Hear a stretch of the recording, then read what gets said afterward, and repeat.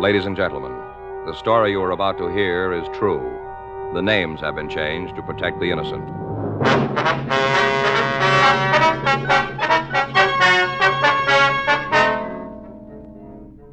You're a detective sergeant. You're assigned a burglary detail. For the past month, a hot prowl artist has been working the Silver Lake district in your city. Your job? Stop him.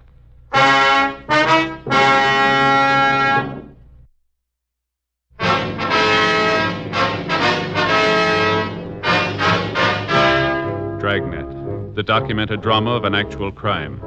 For the next 30 minutes, in cooperation with the Los Angeles Police Department, you will travel step by step on the side of the law through an actual case transcribed from official police files. From beginning to end, from crime to punishment, Dragnet is the story of your police force in action. It was Tuesday, April 12th. It was sunny in Los Angeles. We were working the day watch out of burglary detail. My partner's Frank Smith. The boss is Captain Bernard. My name's Friday. I was on my way back from the business office, and it was 4:31 p.m. when I got to room 45. Burglary. Been reading about it in the papers. You know, little items here and there.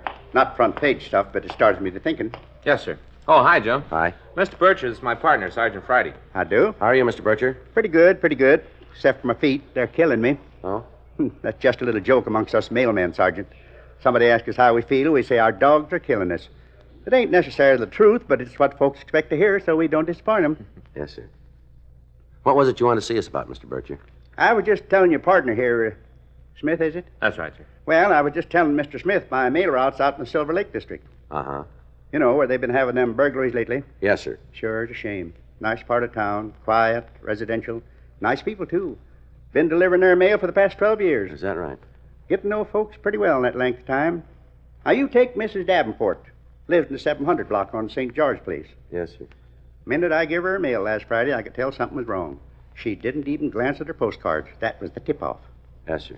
Told me somebody had sneaked into her house that morning, stole $20 in cash and her diamond engagement ring. Said she'd left it on the sink when she started doing the breakfast dishes. Went in the other room to answer the phone. That must have been when she was robbed. Mm-hmm. You already heard about Mrs. Davenport being robbed, have you? Yes, sir. We talked to her last week. Oh, you're the fellows come to see her about it? That's right. You had any luck yet? How's that? Catching the fellow that robbed her. No, sir, not so far. Well, I don't know whether this will help you out or not, but I thought I ought to tell you about it anyway. About what, Mr. Bircher? Well, it happened twice to my knowledge. Twice in the last 2 weeks. Once just this morning. That's why I come down here as soon as I got off work. Mm-hmm. It was Mrs. Perkins on South Maltman that happened to today. Said she walked down into her kitchen, and there he was, big as life. Yes, sir. Stranger. Complete stranger. She asked him what he was doing there. He said he was from the light company. Come to repair her electric stove. Mm-hmm. Thing is, Mrs. Perkins don't have an electric stove. Mm-hmm. Fellow apologized, said he got into the wrong house by mistake.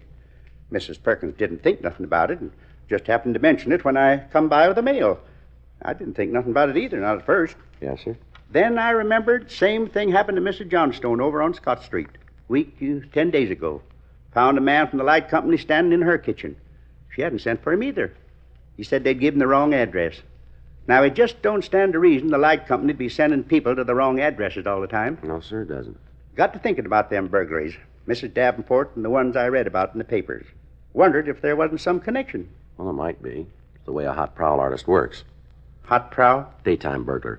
Operates when the victim is apt to be in the house. Oh. Would you give us their addresses, Mr. Bircher? Huh? The two ladies you were telling us about? You mean that found the fellow from the light company in their kitchen? Yes. Mrs. Perkins. She lives on South Maltman, number 201. Mrs. Waldo Perkins, that's her full name. 201. And the other lady? Johnstone. Mrs. Nellie Johnstone. She's a widow lady. Her address is 1247 Scott Street, corner of Scott and Brandon. I see. Thank you. Would you mind showing us just what your mail route covers, Mr. Bircher? Huh? On the map over here. Would you come over here? Oh, sure. Sure. Here we are. Starts here. Mm-hmm. Down this street like so, then over here. This whole section. These streets here, down here. Mm-hmm. This is where I end up. I see. That's the right area, all right. Yeah. Anything else I can do for you? No, sir, I don't believe so. We appreciate your coming in. Figured out I ought to help you if I could, seeing as how we both work for the same boss, How's that? the taxpayer.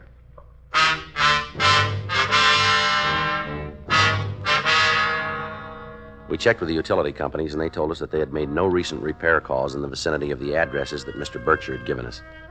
5:46 p.m. Frank and I drove out to 201 South Maltman. It was a one-story stucco bungalow set behind a white picket fence. Well, it's about time you... Where are the flowers? Ma'am? Aren't you from McAdams Flower Shop? No, ma'am. We're They from the... promised me they'd have them here by 5. Promised faithfully. Oh, you just can't depend on anybody. Well, what is it? We're police officers, ma'am. Police? This is Frank Smith. My name's Friday. Oh, for heaven's sake. You, Miss Perkins? Well, yes, of course. Who'd you think I was? We'd like to talk to you for a minute. Oh, what on earth about? Please, I'm in an awful hurry. I've got 16 people coming for dinner. Just a couple of questions, please. It won't take us long. Oh, all right, all right. I suppose you might as well come in. Thank you. It isn't about Waldo. Ma'am? My husband. It isn't about him, is it? Not on top of everything else. No, ma'am. Well, I don't know whether I'm coming or going. I'm just not up to a big dinner party anymore. I shouldn't have tried. Yes, ma'am. We understand you had a visitor this morning, Miss Perkins. Visitor? A man who said he'd come to fix your stove. Oh, yes. Now, how on earth... Oh, that mailman. I ought to know better than to tell him anything. He spreads it all over town. Yes, ma'am. You hadn't sent for an electrician, had you? Oh, certainly not. If anything was wrong with my stove, I'd send to the gas company. It's a gas range. Well, could you describe him for us, please? Describe him? That's right.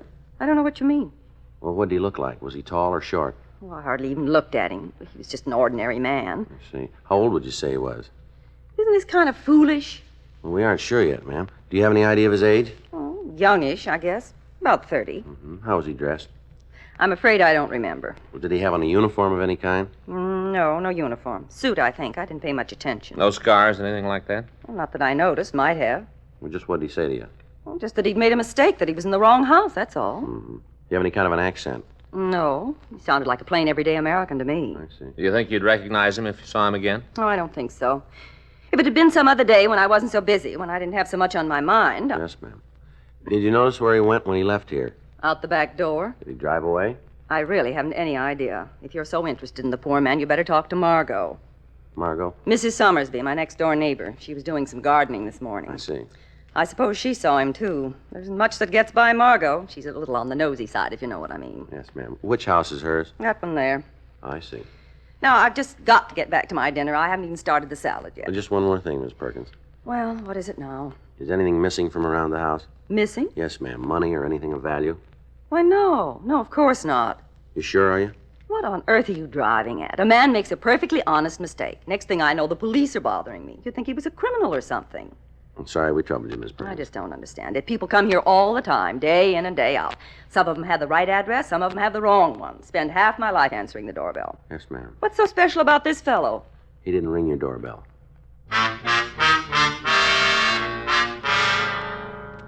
We left Mrs. Perkins and went over to talk to her next-door neighbor, Mrs. Summersby. Mrs. Summersby told us that she'd spent most of the morning in her garden transplanting begonias. She also said that she remembered seeing a stranger enter Mrs. Perkins' house about 10:30 a.m. I don't think he noticed me. I was down on my hands and knees behind the hedge. Mm-hmm. I remember thinking it was kind of odd the way he just walked in. Then I decided it was probably somebody about the party she's giving tonight. Delivery man, somebody like that. Yes, ma'am. Did you see him leave? A couple of minutes later, he came backing out, headed out toward the front of the house. Do you have a car? Well, I suppose so. You aren't sure? No, I just assumed he did if he was a delivery man. Mm-hmm. Could you describe him for us, Mrs. Summersby? Doesn't Mrs. Perkins know who he was? Well, she isn't sure. Well, she must know what he looked like. Well, we'd like to check your description against hers, if it's all right. I suppose she was a bit vague. Yeah. I'm not surprised. She doesn't have a very sharp eye. She can't see her nose in front of her face. Is that so? And the way she's been carrying on about this dinner party, well, it's a wonder to me she even remembered the man. Yes, ma'am. You'd think if she could entertain 16 people, 2 more wouldn't be any extra trouble. How's that? All her talk about just having friends of her sister's, that's who the party's for. Her sister from Cleveland. They're out here on a visit. Mm-hmm. Excuse, that's what it is. To get out of inviting Rex and me. Well, she won't need excuses in the future. Our relationship will be on a somewhat different basis. Yes, ma'am. Now, if you'll just tell us about the man you saw this morning. Oh, him. Yes, ma'am. Well, he was good size, tall as you are, maybe. A little heavier. Late 20s or early 30s, I'd put him. Mm-hmm. Dark hair, needed a haircut. He's nice looking. Not real handsome or anything like that, but good looking. Mm-hmm. Do you remember how he was dressed? Coat and pants. Don't think they matched. Not too sporty, though. I see. Walked real fast, brisk. like he was in a big hurry. Yes, ma'am. Anything else? No.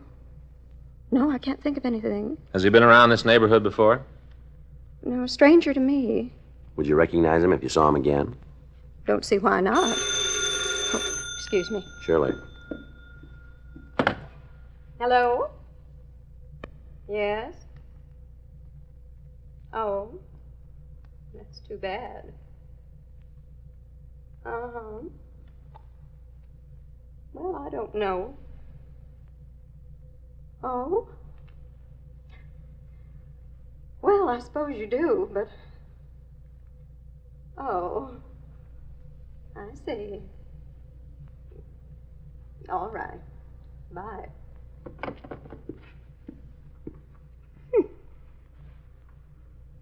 Mrs. Perkins. Is that right? Says the Barringtons can't come. Mr. Barrington's got virus. Wants me and Rex to fill in at the last minute. Well, if you're all through, Sergeant, Yes, ma'am. Thank you. I'd better start getting ready.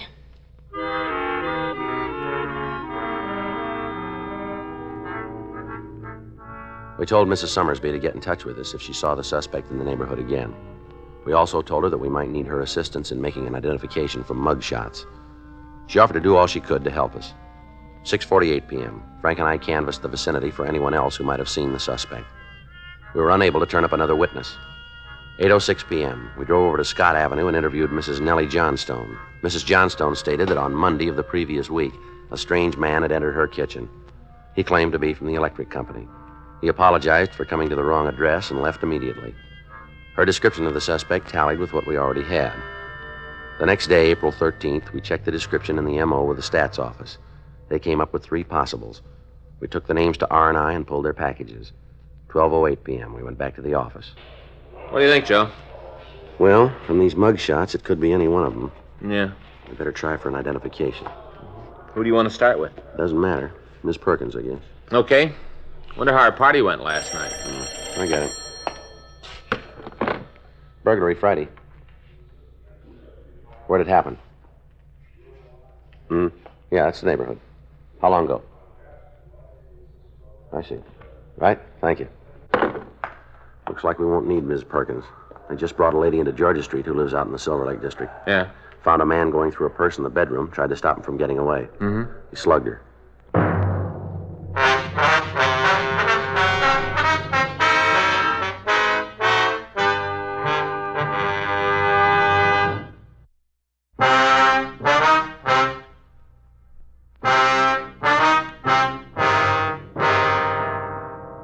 We drove over to Georgia Street Receiving Hospital and talked to Dr. Sebastian. He told us that a Mrs. Violet Castle had been brought in for treatment. He said she had a bad bruise on her face and a slight concussion. He also said she hadn't lost consciousness and was able to talk to us. Miss Castle? Yes? Police officers, ma'am. Okay. We'd like you to tell us what happened, if you would. Well, I told the others when they come to get me. Yes, ma'am. We'd like to hear it from you. Well, he was just standing there by the dresser. I couldn't imagine where he come from. Uh-huh. I didn't say anything for a minute. I was too surprised. He didn't seem to know I was in the room. His back was towards me. What was he doing? Well, I couldn't tell, not at first. And then I heard a little snap. Just a click. Mm-hmm.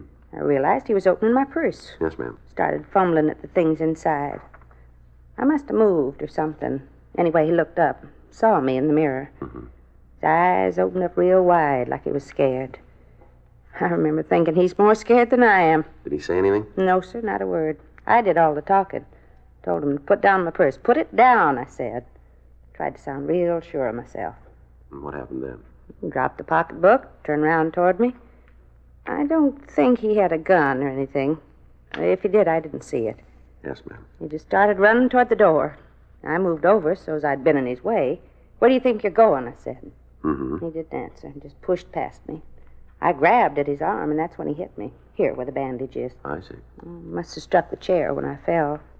The doctor tells me I'm going to have a real bump. Guess everybody will be saying Violet Castle sure got the swell head, huh? Yes, ma'am. I didn't faint, though. I thought for a minute I was going to, but I didn't. Mm-hmm. I heard him run out of the house like I heard a wild horse's the way he pounded out of there.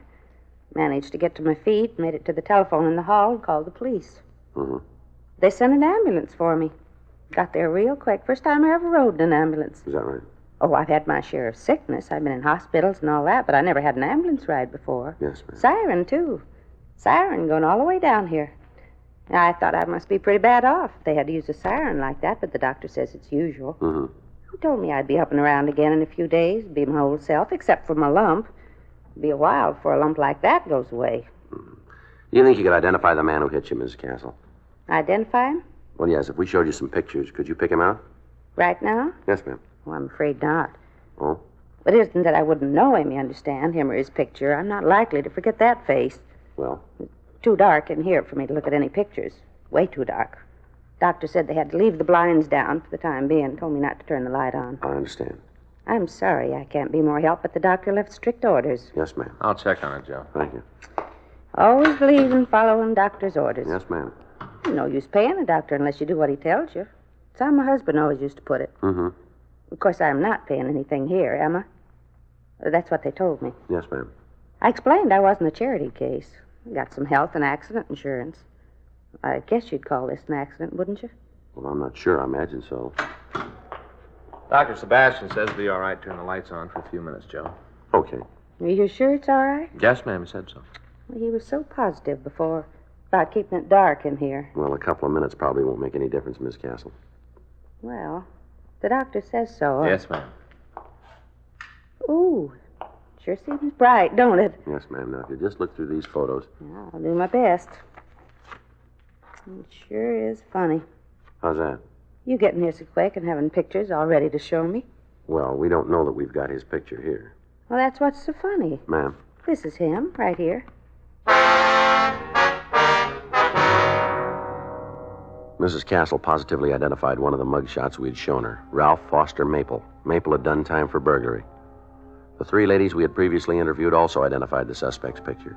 3:16 p.m. We went back to the office. The crime lab reported that there were no fingerprints or other physical evidence at Mrs. Castle's home. Frank and I checked the phone books and city directories for Maple's address. There was no listing. We ran DMV for a car registration. They had nothing under his name, but they told us that a Mrs. Ralph F. Maple at 317 Himber Street was the registered owner of a late model Nash sedan. 4:48 p.m. We drove out to interview Mrs. Maple. Yes? Mrs. Maple, Yes? your husband in? My husband? Yes, ma'am. I'm afraid you've made a mistake. Oh? I'm not married. Not anymore. Oh, I see. You were married to Ralph Maple? Yes? We're police officers. Oh, This is Frank Smith. My name's Friday. what's he done now? We'd like to get in touch with him, that's all. You mind if we come in? Give me a minute to send my daughter over to the neighbors. I'd rather she didn't hear this. We'll have to come in. Oh, all right. Over here. Yes, ma'am. Go out and play, will you, honey? What is it this time? Burglary again? We're just trying to reach him, Miss Maple. Do you know where he lives? No. Is he still in Los Angeles? I suppose so. He was here a couple of weeks ago. Came by to see Joanne. She's our daughter. Mm-hmm. Should have known he was up to something. Ma'am? Brought us presents. Expensive presents. Said he had a new job. I didn't really believe him, but I tried to for Joanne's sake. Did he say what this job was? Selling. Didn't mention the firm. I suppose he could be a good salesman if he'd try. Does he have a car? Told me it was in the shop being repaired.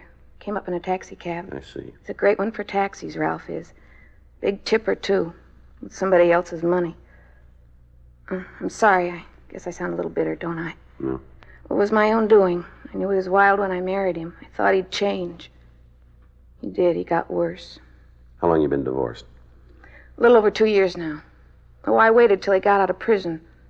I thought that was my duty, have a home ready for him to come back to. Yes, ma'am. Wouldn't hold down a job, didn't even try.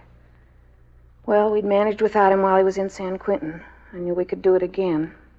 He's supposed to support Joanne. I haven't seen a penny in 6 months. Always brings her a present, though. That's his way of trying to get on the good side. Mm-hmm. You know any of his friends who might help us locate him? His friends aren't my friends, Sergeant. Yes, ma'am. But you won't have any trouble finding him. Ma'am? He'll be here tomorrow. Oh. It's Joanne's birthday. He'll bring her something. He'll be here. Mm-hmm. I suppose he does love her. In his way. Maybe he loves me, too. Mm-hmm. Maybe I love him. I was even thinking about us getting back together. If it was true about his new selling job.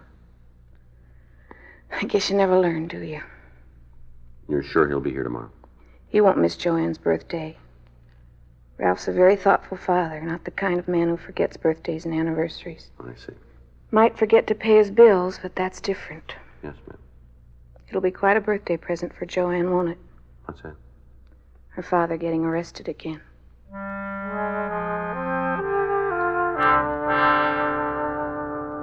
The next day, Thursday, April 14th, we staked out Mrs. Maple's house. 3:35 p.m. A taxicab pulled up and Ralph Maple got out. He was carrying a large package. Keep the change. Thanks, mister. Ralph Maple? Police officers, just stand still. What's going on? He's light, Joe. All right, let's go. Now, wait a minute. Can't you tell me what this is all about? We'll let you tell us downtown. Well, you can't arrest a man without some reason. Where were you yesterday? What time? Let's start with the morning. Got up, had breakfast, went shopping. Where? Department stores, had to buy a present for my daughter. This is it right here. That take you all morning, did it? Yeah, most of it. All right, come on, get in the car. Well, if you just tell me what it is you want to know. We want to know about a lady who's in the hospital. Lady? Yeah, somebody slugged her yesterday. You think it was me? She does. Let's find out if she's right. Come on, Maple. Okay, she's right. All right, let's go. I didn't mean to hit her very hard. It was hard enough. Just wanted to get her out of my way. All right, get in. Yeah. Hey, wait a minute, huh? What about this? What about what? My little girl's present. It's her birthday. Well, Well, can I give it to her? you stay where you are. What about one of you guys? You could take it up to the door. It's not hot. You can see for yourself. The store wrapped it, see? Yeah. I paid for it myself. With whose money? Well, the least you can do is see that she gets it. Joe? All right, go ahead. Here you are. I'll be right back. Sure appreciate it. Mm-hmm. She's just a little girl, 6 today. Wouldn't understand if there wasn't a present from Daddy. Yeah, I never missed her birthday. Even when I was in the joint, I saw to it that she got something. yeah, Wife divorced me a couple years back. I guess I can't blame her. yeah. Not for divorcing me. Had it coming. She shouldn't have got sole custody, though. Mm-hmm. Girl needs a father. Everybody talks about how boys need their old man. The way I see it, a girl needs him more. Is that so? Sure, you know, they're so kind of helpless. Yeah. It was on account of her, Joanne. That's the only reason I done it. Little girl's entitled to pretty things. I couldn't afford them, not with the kind of dough that I made. Yeah. I had to get the money somewhere. I never stole much, just enough to buy her a few presents. Figured if I didn't, she'd turn against me. Being divorced and all, I figured I had to do more than regular fathers. Yeah. I shouldn't have given Dora sole custody. It wasn't fair. She lets me come around and visit whenever I want, but it's sort of like saying Joanne doesn't belong to me anymore. Mm-hmm. Judge claimed I wasn't a fit father. How do you like that? Just because a man does a little time, everybody has it in for him afterward. Yeah. The idea is saying I'm not a fit father. You know something, Maple? You proved him right.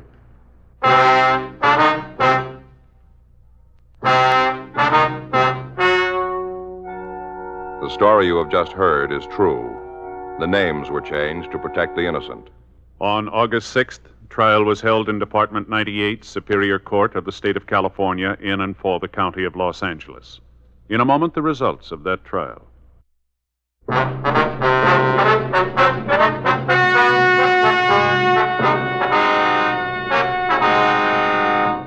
Ralph Foster Maple was tried and convicted of burglary in the first degree, assault with intent to do great bodily harm, and received sentence as prescribed by law.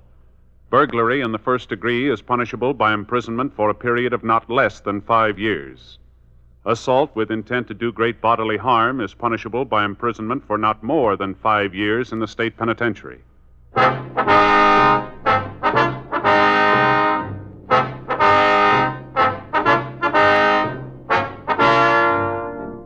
You have just heard Dragnet, a series of authentic cases from official files. Technical advice comes from the Office of Chief of Police W.H. Parker, Los Angeles Police Department.